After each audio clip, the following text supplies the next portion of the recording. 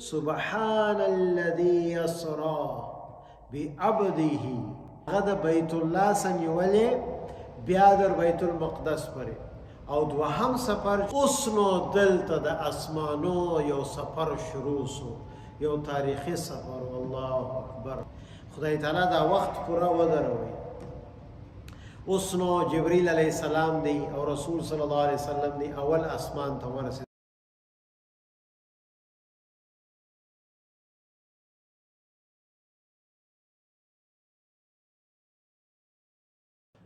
بسم الله الرحمن الرحيم قال الله تعالى في القرآن المجيد بعد أعوذ بالله من الشيطان الرجيم بسم الله الرحمن الرحيم سبحان الذي يسرى بعبده ليلا من المسجد الحرام إلى المسجد الأقصى الذي باركنا حوله لنريه من آياتنا إنه هو السميع البصير وقال النبي صلى الله عليه وسلم كل أمتي يدخلون الجنة إلا من أبى قيل يا رسول الله من أبى قال من أطاعني دخل الجنة ومن عصاني فقد أبى السلام عليكم ورحمة الله وبركاته دغه مبارکه شپه را روانه ده د اوشتمه او پر دا اوشتمه باندې سبحان الله یو عجیبه تاریخي شی الله سبحانه وتعالی زموږ د نبی صلی الله علیه وسلم سره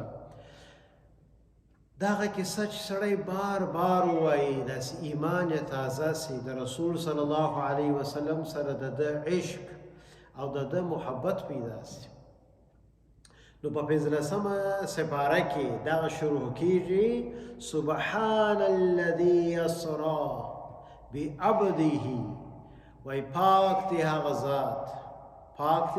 هغه ذات چې خپل بنده د مسجد الحرام سره یعنی د بیت الله سره کعبه شریفه سره الی المسجد الاقصى در مسجد اقصی پورې د شپې په وخت کې لیلم بخې په لږ وخت یو خوشپاوه او په شپه کې هم لږ وختو دغه نبی مبارک صلی الله علیه وسلم دا سفر وکړي او اوس نو د معراج چې جي هغه دوه حصې دي یوه حصه چې ده هغه ورته وایي اسرا هغه د بیت الله څخه نیولې بیا در بیت المقدس پورې او دوهم سفر چې دی هغه د بیت المقدس او بیا دروغه اسمانو پورې چې سفر سوی دی هغه ته چې شوی هغه ته وایي معراج نو جبريل علیه السلام رالی او رسول الله صلی الله علیه وسلم د ام هانی په کور کې ام هانی د حضرت علی رضی الله عنها خور ده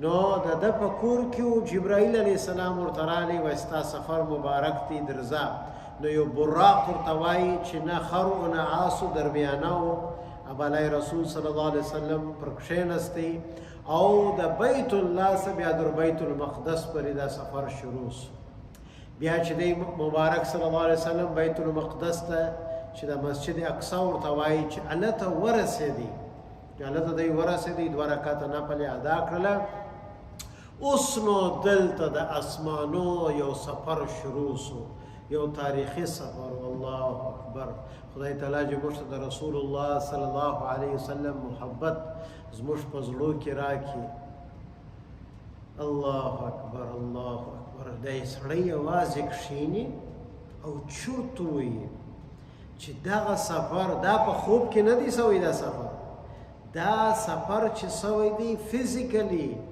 جسمانی د بدني پورا سفر اوس خدای تعالی دا وخت پورا ودروي اوس نو جبريل علیه السلام دی او رسول صلی الله علیه وسلم دی اول اسمان ته ورسېدل جبرائیل علیه السلام دروازه وټکول دننه ملائکه پوښتنه کوي دا ډور کیپر د جنت سکیورټي ګارد وای څوک یې دی ورته جبرائیل وای څوک در سره دی وای محمد صلی الله علیه وسلم وای دی راغوښتل سوی دی جبرائیل علیه السلام ورته و دی راغوښتل سوی دی نن خو ټول اسمان د ده دپاره خوشحاله دي اسمانونه چې رسول الله را روان دی حبیب الله را روان دی کلیم الله را روان دی نو چې دا دروازه ور خلاصه کړي چې ګوري آدم علیه السلام ناست زموږ نبی مبارک صلی الله علیه وسلم سلام ور واچي آدم علیه السلام په جواب کې ورته مرحبا بابن الصالح، وای ډیر مبارک ښه راغلی زما ګرانه زوی او زما صالح زوی. نو د آدم علیه السلام سره دی وویني. بیا نو دوهم آسمان ته ولاړ سي. هغه ماینې د هغه دروازه ټکېده، هغه ملایکې پوښتنه کول.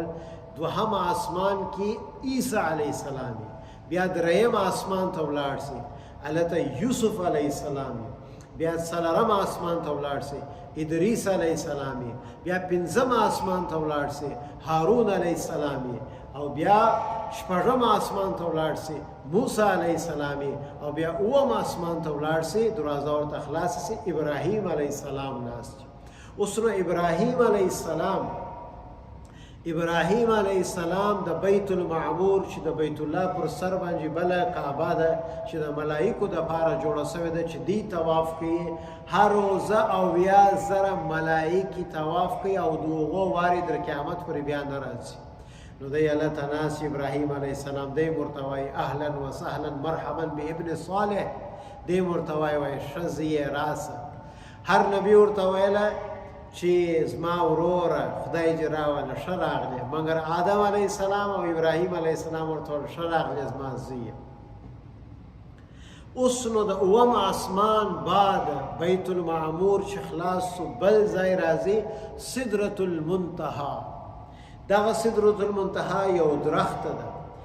دلته د الله تعالی دا واوري، دلته د الله تعالی ټول احکامات پر سدرة المنتهی راځي. معنا چاته رزق ورکو، چاته مرګ ورکو، چاته ژوند ورکو، چاته خوشحالي ورکو، چاته غم ورکو. دا ګرته حکمونه د الله د عرش سره تاکید سدرة المنتهی ته.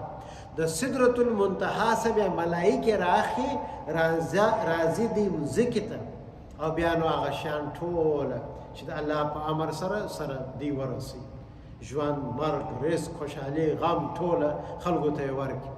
مګر سدرة المنتهی هغه ځای دی چې د هغه بعد ملایکې لا نسي تللی. جبرائیل علیه السلام ورته وویل یا رسول الله که زه د جې مخ ته ولاړ سم دا زما ټوله وزرونه دا سوځي. ول ته اولین و آخرین یې، اول ته یې آخر ته یې، ستا بعده به څوک نه راسي نه راغلي وه، ته به د دغه ځای چیرېږي. بیا تخت راسي د الله د عرش څخه، د الله د عرش څخه تخت راتاسي، رسول الله صلی الله علیه وسلم پر تخت کښیني، تخت چې لوړ بوځي، او بیا نو الله تعالی عرش ته ورسېږي. الله تعالی عرش در سدرة المنتهی لا لوړ دی. ان رسول صلی الله علیه وسلم هلته نږدې سي. فسورة النجم کې راغلی دي فکان قاب قوسین او ادنا، چې الله تعالی او رسول صلی الله علیه وسلم دونه سره نږدې سوله. کله نیزه، دا د نیزې چې هغه نیزه پشکې غورځي هغه شی چې بو ورته وایي په انګلیسي. نو د عربو به یو عادت و چې په مابینځ کې به جنګ کوي د رسول صلی الله علیه وسلم د زمانې در مخه نه. د جنگ بعد به دیول راسي چې صلح سره وکړو، راسه بالا دا جنگ ودرو. نو دغه نیزه به هغه هم راوړله، بله به هم راوړل، داسې به سره نږدې کړل. دا به نښاني وه خلکو ته چې یو څو عمر دپاره بالا جنگ ودرېدي. نو داسې به سره نږدې سول. نو دا ټولو خلکو ته به ښکاره کوله چې بالا جنگ نسته. هغه قبیلې ته به هم ښکاره کول، هغه قبیلې ته به هم ښکاره کول. نو دا په قرآن کې راغلی چې نو وایي رسول صلی الله علیه وسلم الله ته دغونه نږدې سو، کله د هغه عربو چې دغه سره نږدې کوله د نیزې، الله تعالی رسول صلی الله علیه وسلم ته دغونه نږدې سو.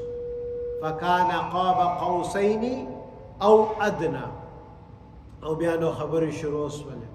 التحیات لله والصلوات والطیبات، دا نبی مبارک ورته ویل. الله تعالی جواب ورکړي السلام علیک ایها النبی ورحمت الله وبرکاته. بیا زموږ نبی مبارک صلی الله علیه وسلم جواب ورکړي السلام علینا وعلى عباد الله الصالحین. الله اکبر. او بیا نو یو څوک چې د یو چا کره ورسي یو تحفه ورکړي نو الله تعالی تحفه ورکړه. هغه چې شي تحفه ورکړه د 15 وخت لمونځ. او دا تحفه ده. موږ به دا چرتو دا خو د زحمت یو کار دی. نه نه نه نه نه نه. الله تعالی وایي که هر کار یې منځ وکړه زه ستا کار در جوړوم. اما یجیب المضطر اذا دعاه ویکشف السوء.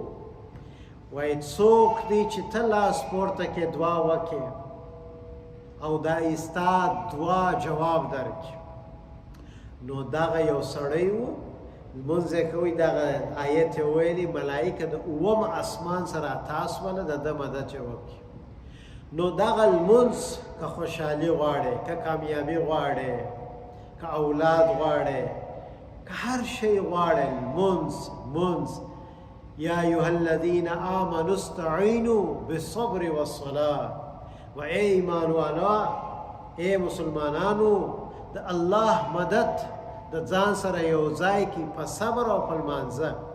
نو لمانځه خو د مسلمان 911 دی چې هر کار یې دغه تحفه خدای مشترا کړې ده. او رسول الله ویلي دي صلی الله علیه وسلم چې هر کار چې که د دنیا یې که د آخرت یې که د خالق سره که د مخلوق سره مصلا واره که 2 رکعته نفل وکړه لاس پورته که څنګه خدای ستا کار نه در جوړوي. نو دغه تحفه د 15 وختو لمونځو خدای تعالی په معراج کې ورکړه. اوس ته دغه معراج په باره کې علما لیکلي دي چې د دې څه حکمتونه و د معراج. یو حکمت خو دغه و چې دا 15 وخت لمونځ امت ته ورکول کېدی. ګوره زکات، روژه، حج، نور ټول حکمونه پر مځکې راغلي دي. مګر دغه لمونځ خدای تعالی په اسمانو کې وکړي چې قدر یې معلوم سي چې دا لمونځ څونه لوی شی دی. موږ خلک یې کوي مګر باید ښایسته لمونځ وکړي. دوهم شی خدای تعالی دنیا ته د رسول الله صلی الله علیه وسلم قدر وښکاره کوي چې ګوره دغه سړی چې نه ټکنالوژیست ده در قیامته به تاسې وګورئ چې داسې ټکنالوژي ته څوک نسي ورسېدلی که رسول الله صلی الله علیه وسلم چې without any space dress او څنګه خدای تعالی دی وته هغه اول دوهم دریم اسمانو خو پرېږده، بیت المعمور پرېږده، سدرة المنتهی لا چیر سو عرش ته پر ورسېدی. دغه دوهم حکمت او دغه 28مه د رجب چې دغه واقعه وسوله په دغه کال باندې د رسول صلی الله علیه وسلم ګران اکا چې ابو طالب نومېدی او دغه سي ګرانه محترمه او پاک دامنه شده حضرت خدیجه رضی الله عنها دا وفات. نو رسول صلی الله علیه وسلم ډېر پریشان و چې دغه دوه خلک خو بیخي دته نږدې وه. نو وایي ان مع العسر یسرا، د غم سره خوشحالي ده. نو پر ده باندې ډېر غمونه راله. نو خدای تعالی بل پروا نه کړي زه د اسمانو ته راغواړم خپل دیدار به پتا نصیب ځان به د ښکاره کړم. او بل حکمت دا دی چې خدای تعالی د دنیا ته د مسجد اقصی بیت المقدس قدر معلوموي خلکو ته چې دا څونه غټ ځای دی. اوس نو پر دا 28مه خاص روژه نه ده راغلې چې په دغه ورځ باندې ډېر خلک پوښتنه کوي چې په دغه ورځ باندې روژه ونیسو که نه ونیسو. دا روژه نه ده راغلې، خاص عبادت نه دی راغلی. یو شی دی دا زه ځان ته وایم او تاسو ټولو ته وایم چې دغه د معراج سفر راسي چې په زړو کې د رسول الله عشق صلی الله علیه وسلم پیدا کړو. دغه سفر چې ده وکړي چرته یوازې کښېنو چې یا الله دا د خدای څونه یو برګزیده بنده دی د محمد صلی الله علیه وسلم. خدای تعالی اسمانو ته پورته کوي یا صاحب الجمال یا سید البشر من وجهك المنیر لقد نور القمر لا يمكن الثناء كما كان حقه. و هیڅوک د رسول صلی الله علیه وسلم ثنا او حمد نسی بیانولی، د ده تعریف هیڅوک نسی کولی. وای نو مختصر دا ده بعد از خدا بزرگ توی کیسه مختصر وای که د خدای بعد یو څوک دی هغه رسول الله دی صلی الله علیه وسلم. نو وخت ډیریږي. یو وخت حضرت عایشه رضی الله عنها وای ما کالی رغوله ول داستن رسولېدل او توره شپه وه ما نه کړه پیدا پسې ګرځېدلم خو نه سوم پیدا کولی. وای په عین حال کې رسول صلی الله علیه وسلم خونې ته رالی. وای چې خونې ته رالی فتبینت الابرة بشعاع نور وجهه وای د ده د مبارک مخ دغه نو روشنایي وه دغه نو نور یې درلودی چې په دا خونه کې روشنایي سول او ما خپله ستن پیدا کړ. نو الله سبحانه وتعالی جي زموږ په زړو کې د رسول الله صلی الله علیه وسلم محبت واچي او هر سنت کوشش وکړو چې پر هر سنت باندې عمل وکړو او که یو سنت راسه پاته سي خدای ته وژاړو اپه وکړو چې یا الله زما په زړه کې ولې د زما په زړه کې عشق نسته د رسول الله ولې نسته زه ولې چې بېجېږم دا 3 کونه پر ځان باندې چکل ولې نه کوم زه چې تشناب ته ځم په چپه پښه په دعا ولې نه ځم چې راوځم په راسته پښه او په دعا ولې نه کوم چې اندارې ته وګورم دا دعا ولې نه وایم چې اودس تازه کوم په سر کې په مابینځ کې په آخر کې دا دعا ولې نه وایم چې راکښېنم دا دعا ولې نه وایم. دا اسانه سنتونه دي. کوچنی سنت باید چې څوک ونه وایي اسانه سنتونه دي. خو بېرته خبره د عشق راله د محبت راله. خدای تعالی چې زموږ په زړو کې د رسول الله صلی الله علیه وسلم عشق او محبت واچي خدای تعالی جی توفیق راکړي چې کم از کم په ورځ کې 100 وارې خو درود شریف ووایو اللهم صل علی محمد وعلى آل محمد وبارک وسلم. څو رقم درود دی کم از کم. څنګه چې د ډوډۍ خوړل څنګه چې د اوبه څښل هغسې وکړو هغسې ډوډۍ وخورو په راسته لاس و بسم الله. څنګه د اوبه څښلې څنګه دی بېجېدی څنګه د لمونځ کوئ څنګه د اودس تازه کوئ څنګه د وریښتان اړوله څنګه د کوچنیانو سره د محبت کوئ. په دغه زه وایم شمایل ترمیزي ښه کتاب هغه کتاب چې موږ ټوله رانیسو کې لرئ په کور کې تعلیم شروع کړي په هره ژبه تقریبا ترجمه سوې ده. شمایل ترمیزي کرار به د رسول صلی الله علیه وسلم ژوند ووایو موږ به شوق پیدا کړو د دا مشتری څنګه وه د ده زموږ مبارک څنګه وه د ده عطر څنګه وه د ده بوټ څنګه وه د ده کت څنګه وه د ده سترګې څنګه وې سبحان الله د ده گفتگو څنګه وه د به لاسونه څنګه ښورول د چې به کوچني ته وکتل څنګه به محبت څنګه به بازي ورسره کولې. الله سبحانه وتعالی جي موږ ټولو ته عشق محمد راکړي صلی الله علیه وسلم. جزاکم الله خیر.